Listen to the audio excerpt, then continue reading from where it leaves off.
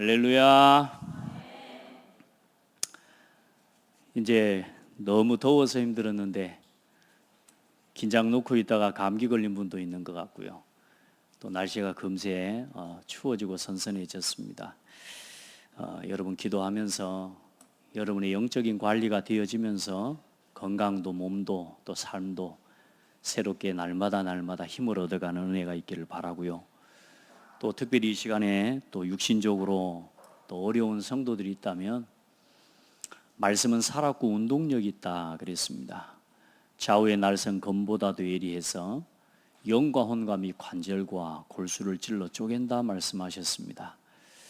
놀라운 사실은 여러분이 예배하면서 말씀을 듣다가 맞아요 하나님, 맞습니다, 그 마음이 여러분에게 딱 고백이 되는 순간에 치유가 일어납니다. 하나님 그리야 하실 줄 믿습니다. 이 말씀은 오늘 하나님 나에게 주시는 말씀이군요, 나를 그래서 오늘 이 예배로 부르셨군요 라고 깨닫는 그 순간이, 그 지점에서 여러분의 모든 문제가 해결되어집니다. 그런 시간들이 여러분의 삶에 매 순간순간 일어나도록 삶의 예배가 회복되기를 바랍니다. 순간순간 하나님을 바라보는 진정한 예배가 회복되기를 바랍니다. 그래서 오늘 제목은 나는 여호와 너희의 하나님이라. 얼마나 은혜가 되는 말씀입니까? 나는 여호와, 언약의 하나님이라 그 말입니다.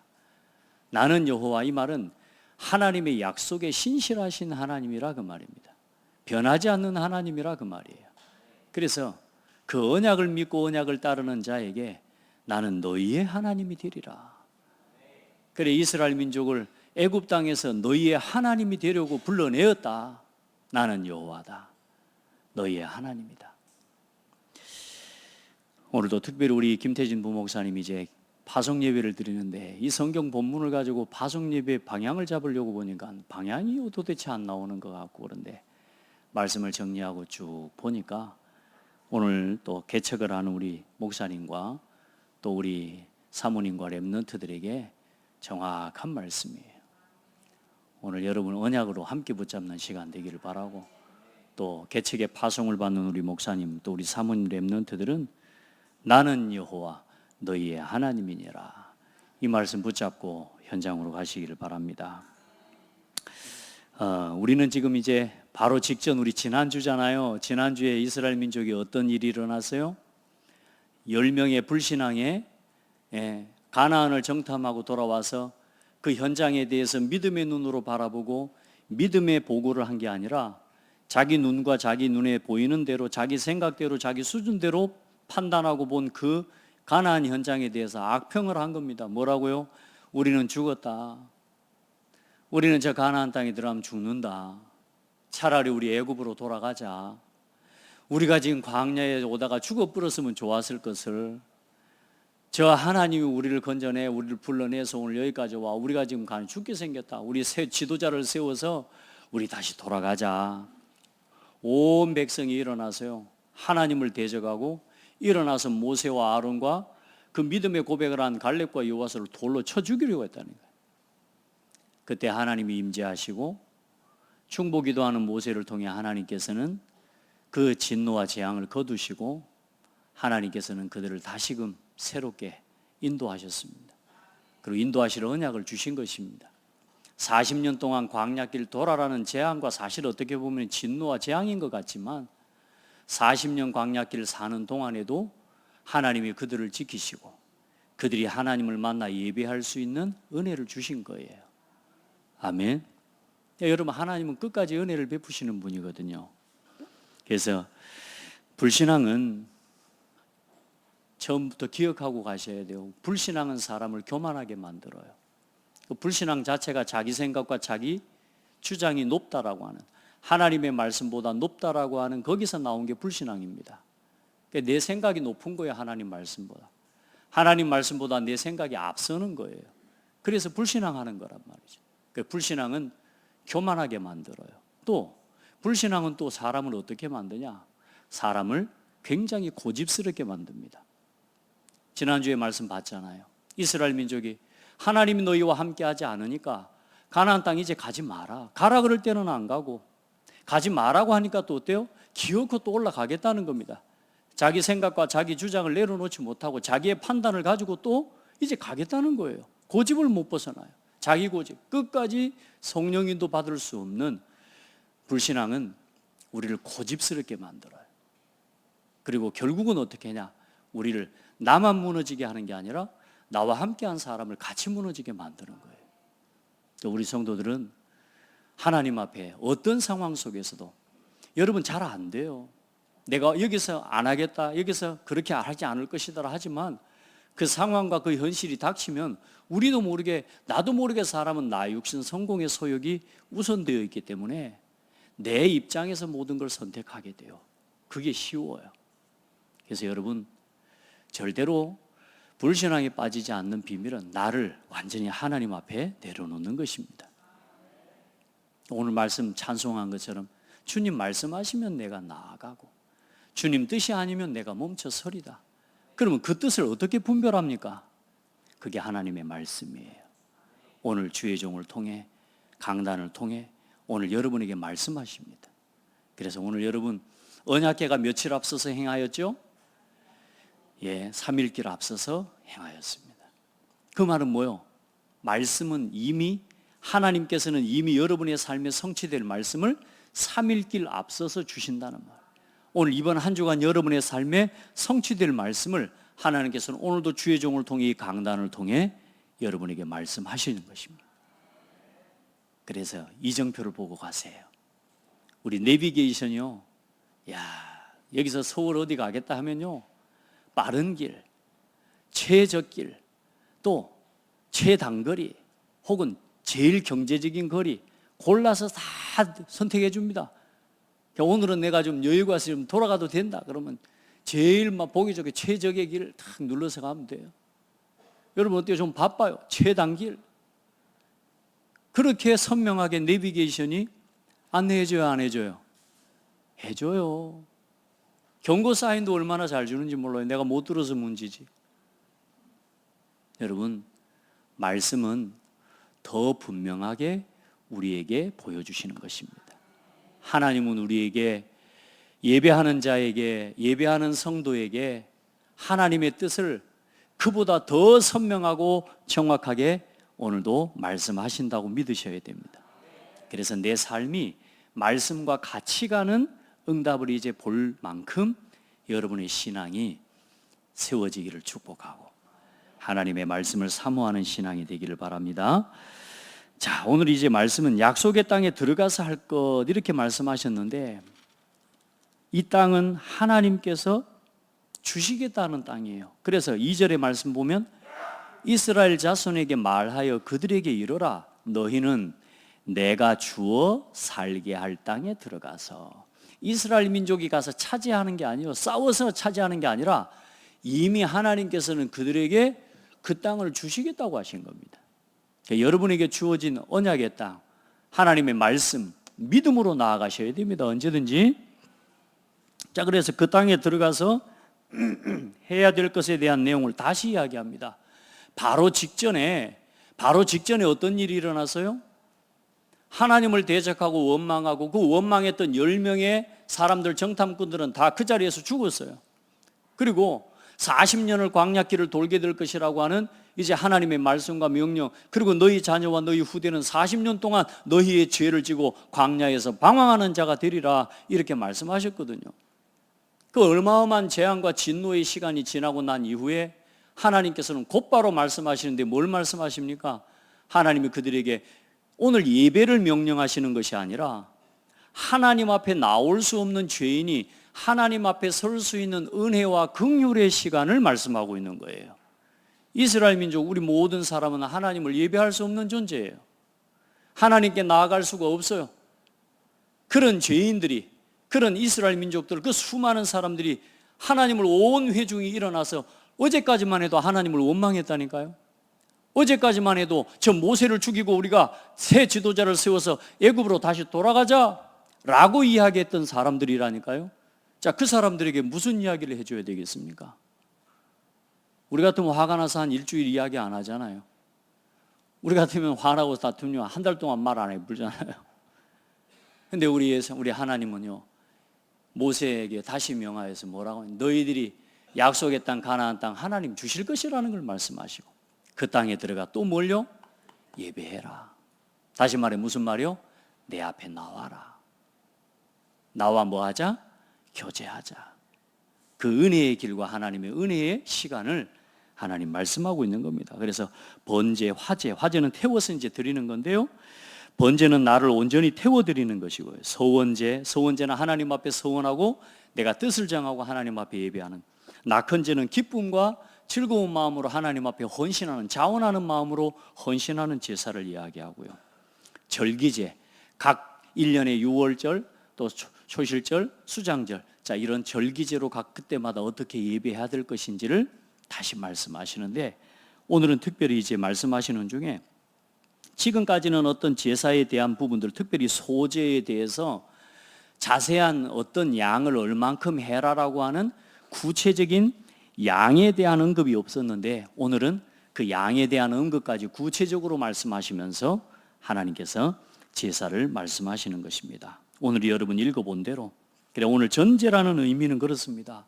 내 마음을 다 하나님 앞에 쏟아드리는 거예요. 그래서 오늘 여러분의 예배가 하나님 앞에 온 마음을 쏟아서 드리는 예배가 되어야 됩니다. 거제는 내 삶을 올려드리는 거, 흔들어 올려드리는 거, 여러분의 삶을, 여러분의 시간을 하나님께로 드릴 수 있는 사람이 되기를 바라고, 소제는 이제 가루, 곡식을 빻아서 드리는 거예요.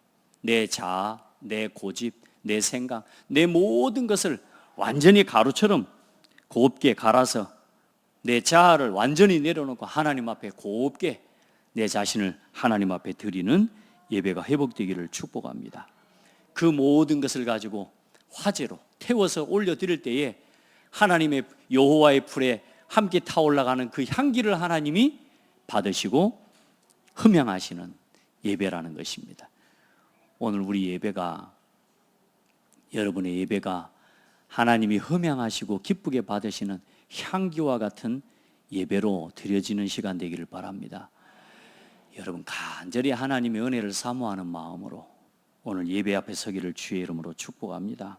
그래서 모든 제사와 예배는 그 제사하는 일을 하라는 게 아니라 그 행위의 목적이 있는 것이 아니라, 이 모든 제사는 죄사함과 속죄의 의미를 가지고 있고, 그 죄인이 하나님 앞에 죄사함 얻어서 하나님과 교제한다고 하는 의미를 가지고 있고, 그 하나님 앞에 나와 예배하는 하나님의 백성을 하나님이 만나주시고 그들을 축복하신다고 하는 의미가 있는 것입니다. 그래서 오늘 그런 예배가 회복되기 바랍니다. 두 번째로, 그 땅에 들어가서 양식을 먹을 때에도 어떻게 해야 되냐? 모든 양식과 곡식을 주시는 분이 누구다? 하나님이심을 알고 그 모든 소산과 땅의 열매, 첫 열매를 하나님 앞에 드리라고 말씀하시는 것입니다. 아멘. 대대로. 그래서 언제나 우리의 삶의 양식을, 일용할 양식을 채우시는 분이 누구이시다? 하나님이심을 기억하고 살아가야 돼. 때로는 지난주에도 말했지만 많이 응답받을 때도 있고 적게 응답받을 때도 있고, 논밭의 소출이 많을 때도 있고 적을 때도 있지만 언제나 하나님께 감사하십시다. 아멘. 아멘. 옆 사람하고 축복해요. 많을 때나 적을 때나 감사하고 삽시다. 옆 사람하고 하라니까 저하고만 쳐다보고 자꾸. 여러분 우리 감사하고 살아야 돼요. 언제나. 그래. 세 번째, 이제 그런 중에 특별히 하나님이 말씀하신 이 모든 계명에 대해서 부지 중에 죄를 범하는 자, 계속 말씀하고 있습니다. 부지 중에 자기도 모르게 범한 죄, 회중과 또 개인적으로 온 회중이 하나님 앞에서 하나님이 명령하신 그 명령을 기억하지 못하고 그 하나님 앞에서 하나님의 명령을 따라 살지 않은 그 부지 중에 범한 죄, 부지 중에 범한 죄라는 건 모르는 사이에 나도 모르게 범하는 죄를 이야기해요. 우리가 실수할 때가 많잖아요.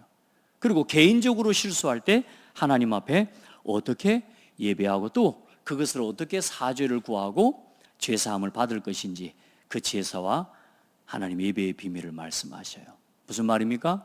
우리는 언제나 실수할 수 있는 사람이에요. 그래서 하나님께서는 율법을 명령하시고 너 이렇게 살지 않으면 죽어 이렇게 말씀하신 게 아니라 그 명령을 주셨지만 그 명령대로 살지 못하고 때로는 실수하고 넘어지는 우리가 또 은혜를 입고 하나님 앞에 새 힘을 얻어서 하나님 앞에 설 수 있는 길을 열어주신 거예요. 그래서 여러분 실수하고 부족하고 연약한 들 많잖아요. 그러니까 여러분 포장하지 말고 감추지 말고 하나님 내가 이렇게 연약해요. 여러분 때로 낙심하고 때로는 시험이 들 때가 있어요. 그 뭐예요? 여러분 자신을 그대로 하나님 앞에 가져가서 하나님 나 이처럼 연약합니다. 오늘도 내가 이렇게 낙심하고 시험에 빠질 만큼 뭐요? 낙심했다는 건 뭐죠? 내 마음대로 하려다가 안 된 것 때문에 낙심되는 거예요. 그렇잖아요. 하나님 이렇게 내가 약합니다.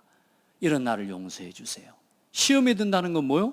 내 생각대로 안 되는데 그 내 생각을 포기하지 못하는 상태를 계속 가지고 있는 상태를 보고 시험에 빠져 있다라고 말하는 거예요.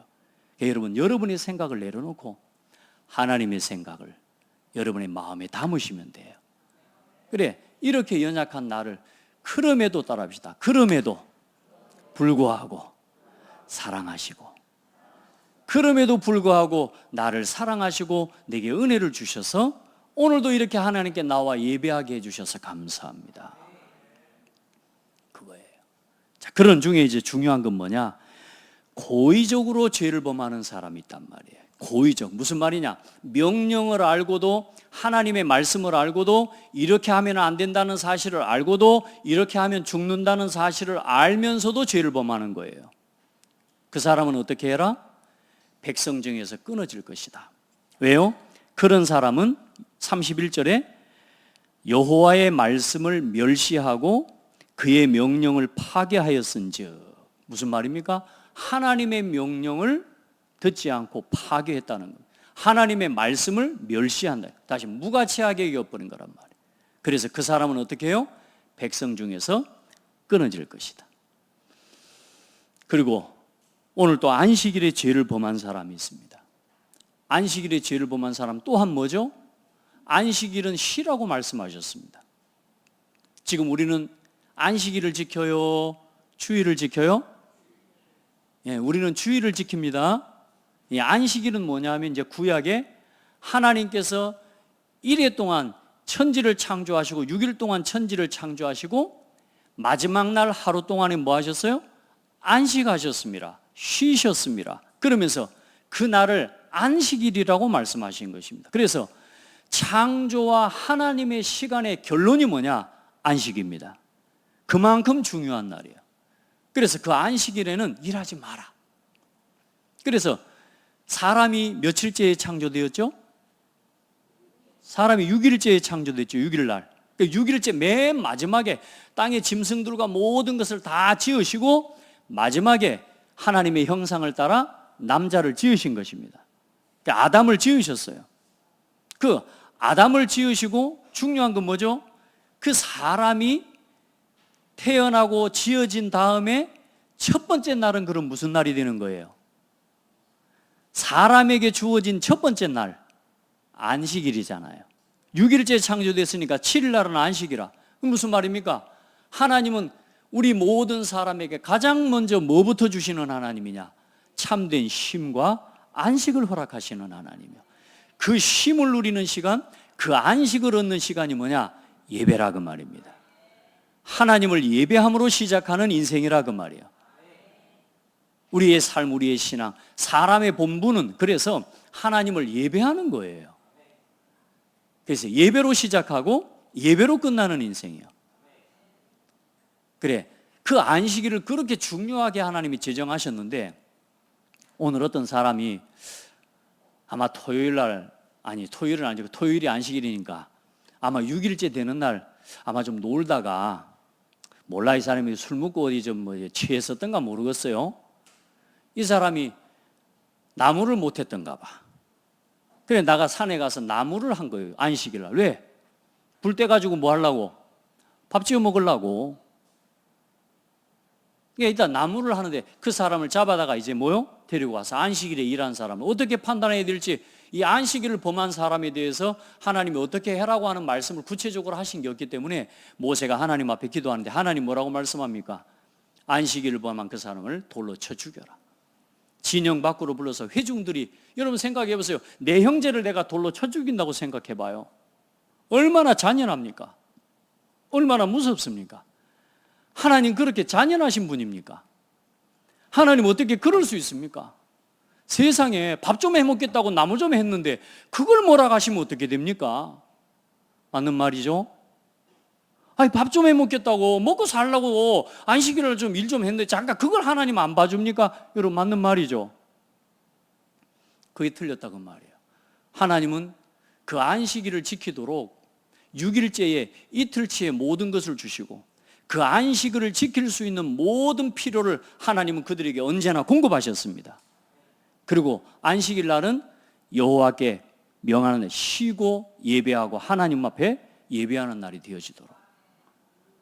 안 주시고 하셨다면 모를 일이지만 하나님은 하나님의 백성에게 모든 필요와 예배하고 안식일 날 쉴 수 있는 모든 것을 공급하시고 쉬라고 명령하셨어요.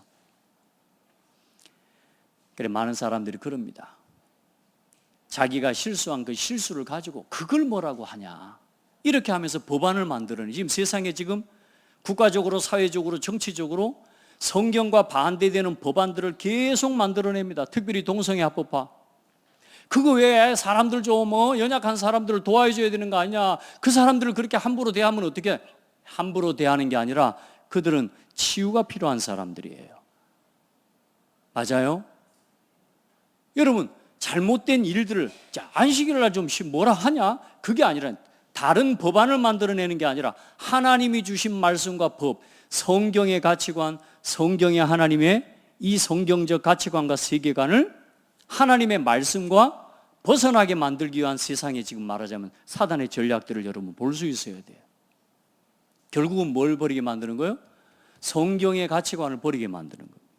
성경이 말씀하시는 하나님의 말씀을 부인하고 하나님의 말씀의 반대편에 서도록 세상의 문화들을 가지고 지금 계속 성경과 반대되는 일들을 합법화시켜 나가는 시대입니다. 우리 성도들은 복음의 눈으로 영적인 분별력을 가지고 세상을 볼 수 있기를 축복하고, 그래서 하나님은 죄에 대하여 하나님의 말씀과 하나님의 권위에 대해서 도전하는 것을 하나님께서는 절대적으로 허용하지 않으시는 하나님이십니다. 왜요? 하나님은 모든 것을 허락하신 분이기 때문에. 그래서 불신앙은 전염병과 같아요. 그래서 그 한 사람 한 사람의 죄를 인정하고 그걸 봐주기 시작한다? 모든 백성에게 또 하나님을 경홀히 여기고 하나님을 두려워하지 않게 되는 이 문제가 또 말하자면 퍼져나가요. 그래서 하나님께서는 하나님의 말씀과 계명에 대해서 범한 자를 결단코 용서하지 않으셔요. 그래서 하나님께서는 왜? 그 불신앙의 범죄로 인해서 또 어디로요? 온 백성들과 하나님의 백성의 공동체가 무너지게 만드는 겁니다. 오늘 하나님이 이 언약 공동체와 교회 공동체가 무너지도록 계속 세속적인 판단과 성경의 가치관과 반대되는 판단들을 계속 가지고 교회로 가지고 들어와서 이제는 교회 안에서 오직 예수만이 그리스도라는 신앙의 복음까지도 이제는 무너뜨리려고 만드는 사단의 전략을 우리 성도들은 볼 수 있어야 돼요. 교회는 너무하는 거 아니냐? 아니요, 너무하는 게 아니고 하나님의 말씀과 말씀대로 세상을 살아가야 온전하게 가정을 지키고 여러분의 인생을 지키고 사회를 바꿀 수 있습니다. 자, 그래서 죄를 회개하는 자들에게는 한없이 자비로운 하나님이시지만 하나님의 영적 권위를 손상시키고 영적인 경계를 넘어서고 하나님과 하나님이 세우신 영적인 지도자에 대해서 그 경계를 넘어서는 행위를 하는 자를 하나님은 결단코 용서하지 않습니다. 하나님, 오늘 이 시대엔 그런 사람이 너무 많은데 하나님 어떻게 가만히 내버려 두고 계십니까? 아니요, 내버려 두는 게 아니라 그 자체가 형벌입니다. 하나님 말씀 없이 맘대로 사는 게 형벌입니다. 우리가요, 말씀이 있어서 우리가 때로는 이건 하나님 앞에서의 죄지, 이거 하나님 앞에서 하는 것 잘못된 것이지 라고 하는 우리 마음에 그런 경고를 들을 수 있는 심령을 가진 성도가 복된 사람입니다. 그런 경고의 음성을 듣지 못하고 내 삶을 내가 스스로 제동을 걸 수 없는 마음대로 살아가는 인생이야말로 하나님이 없는 것처럼 마음대로 살아가는 인생이야말로 재앙 가운데 있는 것이고 그 자체가 하나님의 진노입니다. 우리 성도들, 하나님이 안 보니까, 사람이 안 보니까 마음대로 혹시 할 수 있다고 할지 모르지만 하나님은 다 알고 계시잖아요. 그래서 우리가 하나님 앞에서 살아가는 것입니다. 여러분, 하나님 앞에 기도하고 어떤 상황 속에서도 불의와 불신앙과 타협하지 않는 신앙이 되기를 축복합니다. 그리고 이게 거류하는 사람이나 타국인이나 이방인이나 다 동일한 법 아래에서 살아가는 것이고, 그래서 이방인이나 어떤 사람이라도 그리스도 안에서 은혜를 입을 수 있고 그리스도 안에서 예배할 수 있는 것입니다. 자, 그리고 오늘 마지막에 이제 뭐라고 말씀하셨냐면, 두 번째로 이제 이스라엘 민족의 한 가지 더 계명을 말씀하시는데, 이제 옷을 말씀하시면서 그동안에는 제사장의 옷을 지어 입히시고 그 제사장들의 옷에 대한 말씀하셨는데, 이제는 백성들에게 그 백성들이 입는 겉옷에 대해서 이야기를 하면서 뭐라고 하냐면, 너희는 너희가 입을, 신명기 22장 12절에도 말씀하고 있는데요, 너희가 입는 겉옷에 네 귀에 술을 만들지니라. 술. 그래서 네 귀에 오늘 말씀이 그렇습니다. 그들의 옷단 귀에 술을 만들고 청색끈을 그 귀에 술에 더하라. 이제 그 옷 네 귀퉁이에 겉옷이 있습니다. 이스라엘 민족이 입는 겉옷이 있는데 그 겉옷 네 귀퉁이에 파란색 청색 끈으로 술을 만들어서 거기에 달아라는 거예요. 우리 옷에 보면 좀 대롱대롱 달린 거 있잖아요. 그게 술이라고 하잖아요. 그 이제 히브리 말로는 찌찌트라고 하는, 찌찌트를 입는 거예요. 그 이제 그 옷에 술을 달아서 보게 만드는데, 그게 무슨 말이냐? 하나님 나라의 백성과 하나님 나라의 자녀임을, 그 소속과 신분과 배경에 대한 부분을 입혀주시는 거예요. 내가 누군지, 하나님의 구별된 백성이요, 하나님께서 거룩하게 택한 백성이라는 사실을 첫 번째는 가르쳐 보여주시는 것이고, 두 번째는 하나님의 계명을 뭐 하라고요? 이 술은 너희가 보고, 39절에 여호와의 모든 계명을 기억하여 준행하고 너희를 방종하게 하는 자신의 마음과 눈의 욕심을 따라 음행하지 않게 하기 위함이라. 자, 그 옷을 입고 그 술을 볼 때마다 우리가 뭘 기억해요?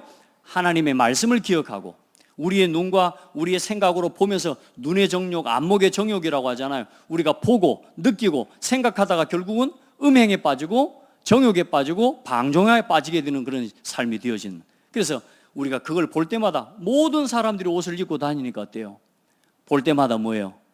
내가 하나님 앞에서 하나님의 명령을 기억하고, 내가 하나님 앞에 서 있는 하나님 백성인 걸 기억하고, 내가 행하고자 하는 또 내 마음에 먹은 이런 여러 가지 잘못된 생각과 그런 잘못된 판단을 따라 움직이지 않을 수 있고 절제할 수 있는 하나님 시청과 교육 자료를 주신 거죠, 말로 하자면. 보고 우리가 그것을 보면서 이게 삼는 거예요.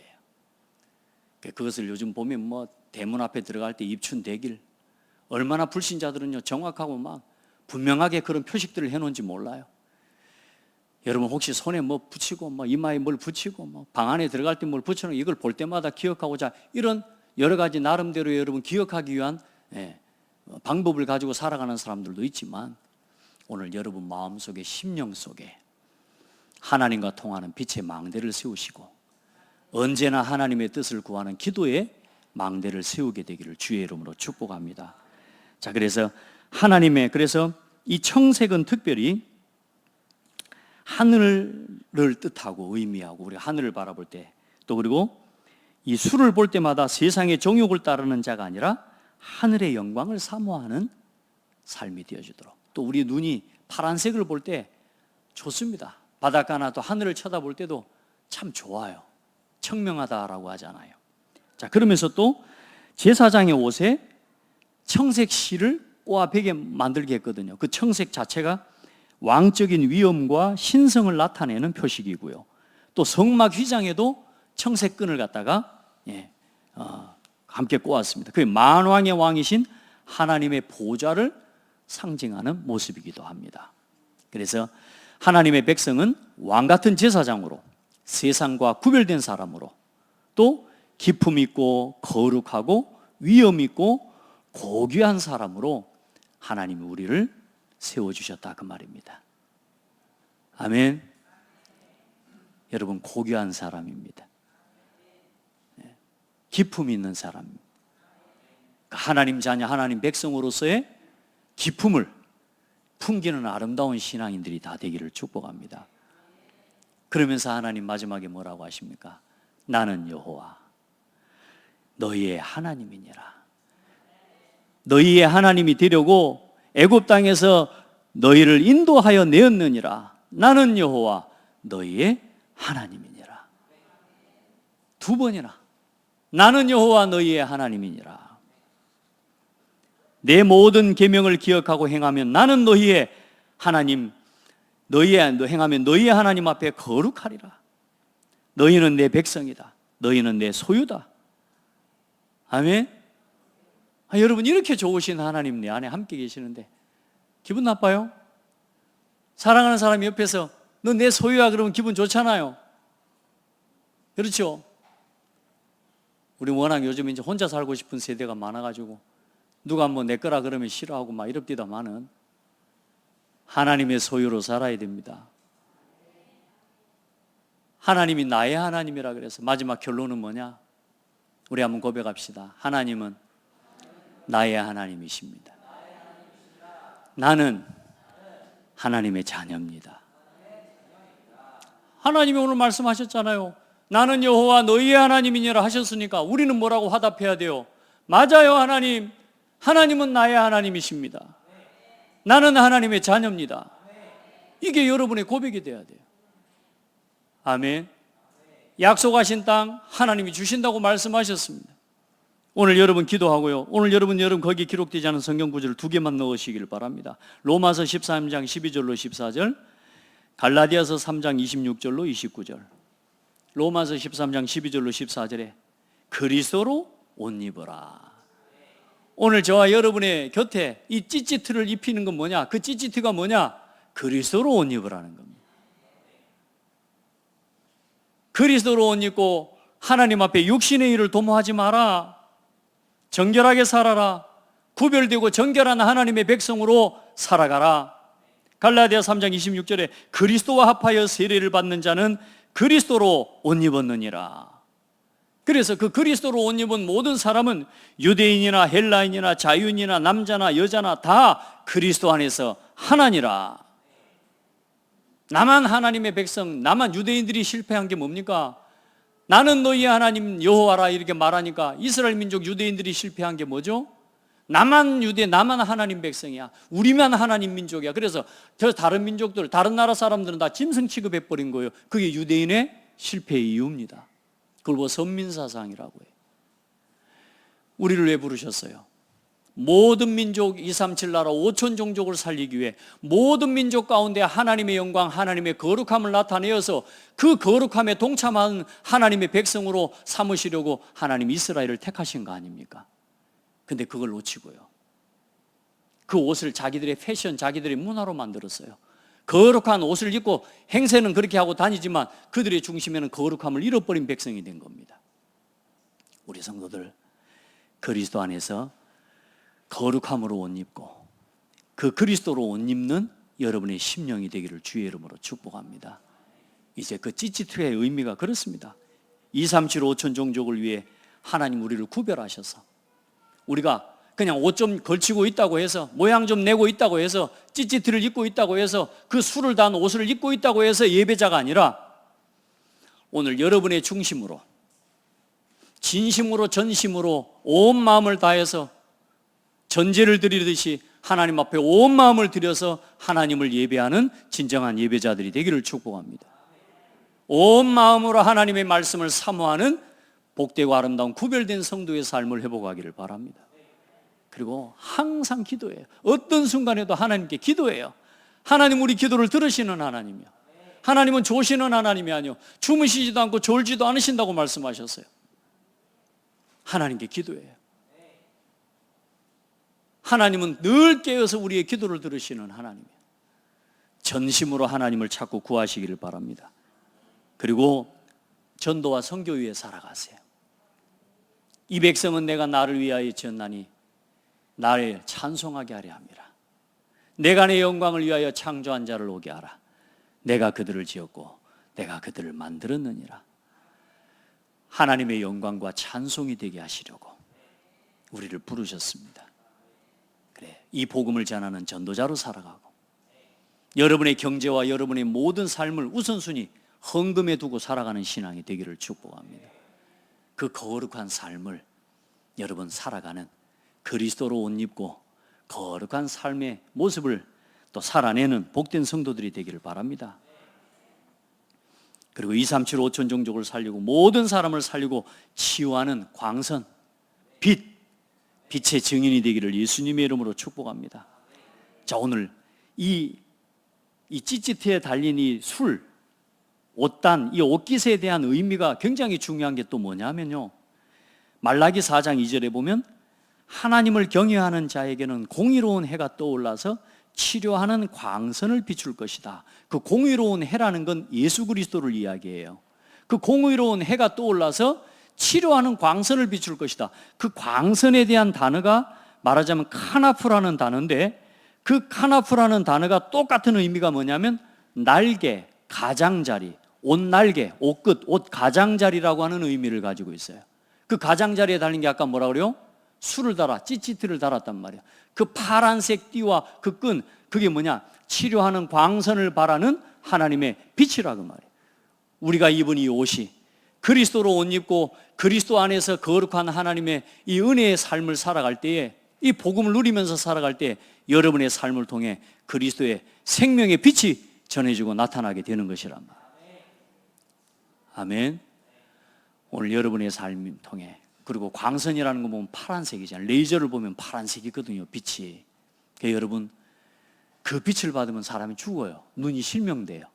그러나 그리스도의 빛을 받으면 다 살아납니다. 공의로운 해가 떠올라.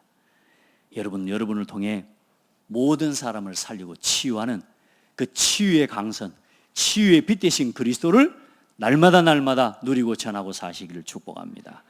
그리고 후대를 살리고 치유하는 이제는 빛의 문화의 증인이 되어야 됩니다. 이 이스라엘 민족과 또 우리 고대의 모든 사람들, 우리 나라도 마찬가지잖아요. 천민들이 입는 옷과 아주 고위급, 고위 관직들이 입는 옷이 같아요? 안 달라요? 다르단 말이에요. 그러니까 옷은 예로부터 고대 사회에서 소속에 대한 부분, 문화에 대한 부분, 또 신분과 정체성을 분별하는 척도예요. 그러니까 뭐 거지같이 살면서 옷에 막 우리 막 지금 뭐 달고 다니는 거 뭐 있지 않습니까? 그 뭐라고 하죠? 각시들이, 색시들이 걸고 다니는 거 뭐죠? 뭐 돌 있어요. 일단 뭐 돌을 달고 다니잖아요. 이렇게. 죄송합니다. 제가 무식해서. 생각해 보세요. 그 가난한 천민이 그 옷 끝에다 그거 하나 걸고 다닌다고 화려해 보이겠습니까? 그거 하나하나가 전부 뭘 의미해요? 신분을 의미하는 거잖아요. 신분. 그 사람의 위치, 또 그 시대의 문화를 의미해요. 여러분, 이제 전 세계 모든 세상 사람들이 다 하나님의 영광을 드러내기보다 이제 자기의 몸매, 자기의 몸, 자기의 어떤 우리 말로 하면 섹시함, 그 뭐죠? 전부 뭡니까? 음란과 사람의 안목의 정욕을 끌어서 결국은 사람이 하나님의 말씀과 멀어지도록 만드는 그런 모든 디자인과 패션과 문화들, 세상의 문화들이 지금 세상을 주도하는 시대입니다. 정말로 복음 안에서 그리스도의 영광을 나타내는 빛의 문화를 우리가 준비하고 우리 후대에게 남겨줘야 됩니다. 아멘. 어제 결혼식을 하는데 저 사실 참 긴장도 많이 되고, 왜요? 제가 예전에 예식장을 가봤더니 요즘 이제 주례자들이 서면 싫어하더라고요. 특별히 목사 주례를 제일 싫어해요. 그 예식장에서 예식을 진행하는 분들이 목사님 주례를 제일 싫어해요. 왜 그럴까 생각해 볼 때 일단 길어. 이제 뭐 주례 다 빼고 이제 요즘 이제 뭐 아버지들이 나와서 이제 이야기도 해주고 이렇게 하는데, 사실 여러분 그 주례라는 것들이 굉장히 중요한 게 목사님이 하는 게 맞아요. 왜냐? 하나님 최초의 주례자가 목사 아니 하나님이시거든요. 그러니까 영적인 지도자가 그들을 그 하나님 앞에서 그들의 결혼이 사람과 사람이 만난 결혼이 아니라 하나님께서 짝지어 주신 두 부부가 만나는 이 결혼 의식을 주례하는 그 영적인 지도자가 그것을 보증해 주는 거거든요.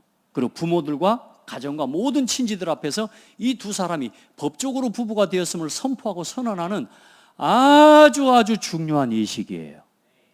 그래 이제 주례를 맡아는 부탁을 받아 이제 했는데 저한테 주어진 시간이 4분이에요. 4분 안에 뭐 하다가 나오겠습니까? 헛기침 2번 하면 4분 지날 건데. 그래요. 얼마나 긴장이 됩니까? 축복을 해야 되겠는데 4분 안에 끝낼 말이 없어. 제가 한 달 고민을 했습니다. 그래 기도하다가요.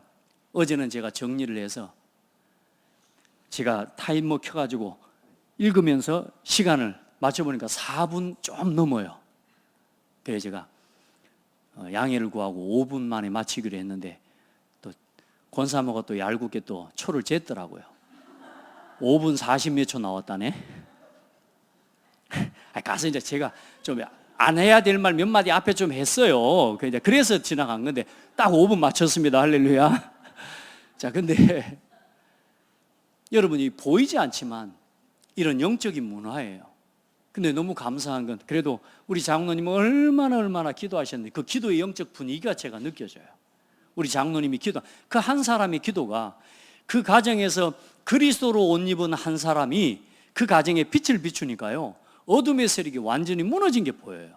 제가 어제 보면서요. 지금까지 결혼 하면서 뭐 몇 번 해보지도 못했지만 얼마나 평안하고 감사하고. 그리고요. 주례가 너무 좋았대. 왜냐? 짧아서. 이거 뭐야? 양가에 다 은혜 받아버렸어. 왜요? 짧아서. 그래서 제가 오늘 결론을 내렸어요. 이번에 주례사는 평생 써먹는다. 근데 주례 내용도 괜찮아요. 그 주례 내용도 좋았다고 막 오늘 장로님 저한테 와서 이야기해 주시더라고. 그래서 앞으로 전부 이렇게 하려고요. 여러분, 문화예요. 문화. 작은 거 하나하나지만 사단은 지금 여러분 보세요.